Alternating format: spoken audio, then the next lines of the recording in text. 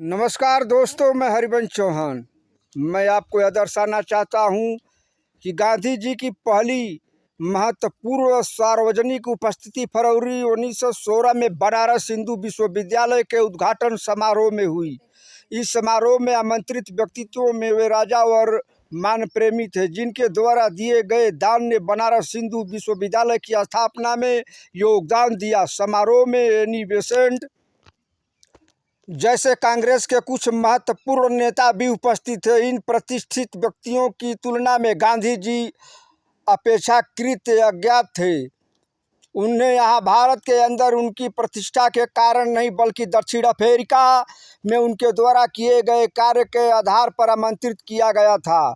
समारोह में जब गांधी जी की बोलने की बारी आई तो उन्होंने मजदूर गरीबों की ओर ध्यान न देने के कारण भारतीय विशिष्ट वर्ग के आड़े हाथों लिया। उन्होंने कहा कि बनारस हिंदू विश्वविद्यालय की स्थापना निश्चय ही अत्यंत शानदार है, किंतु उन्होंने वहाँ धनी व सजे सवरे भद्रजनों की उपस्थिति और लाखों गरीबों भारतीय।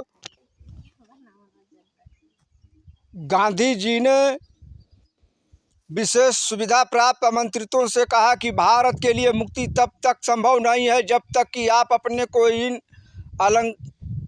अलंकारों से मुक्त न कर लें और इन्हें भारत के अपने हमवतनों की भलाई में न लगा दें।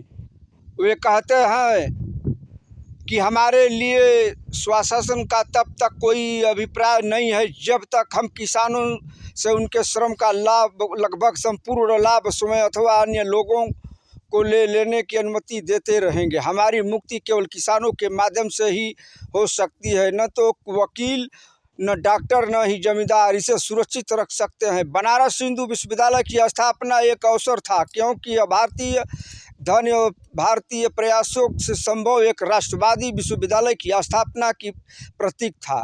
इस अवसर पर गांधी जी ने लोगों की प्रशंसा के बजाय उन किसानों व कामगारों का स्मरण करना ठीक समझा जो जनसंख्या में अधिक होने के बावजूद व श्रोताओं में अनुपस्थित थे।